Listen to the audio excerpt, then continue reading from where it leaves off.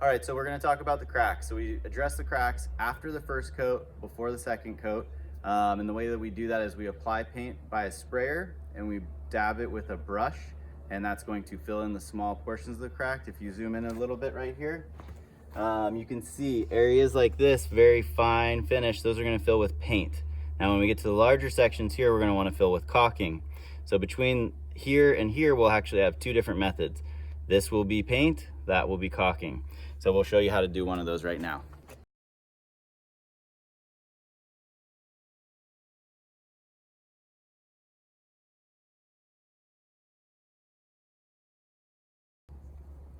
Okay, so Jose put caulking in, and you can see that it's filled out a lot past the actual space of the crack.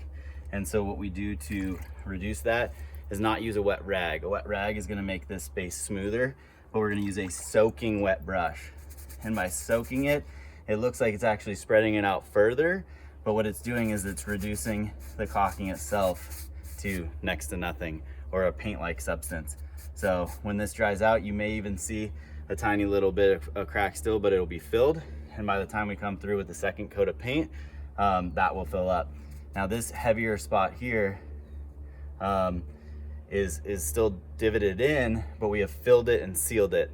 So you want to let that dry, put your paint on it, see what it looks like, and see if we're gonna do anything else.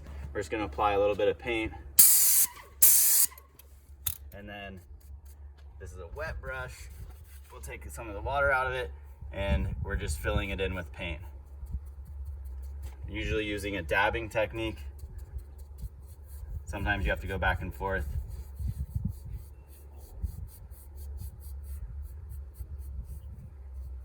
And then you'll see right here, we'll want to add a little bit of caulking right there.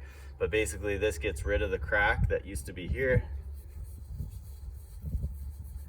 and without making it more noticeable by applying additional caulking.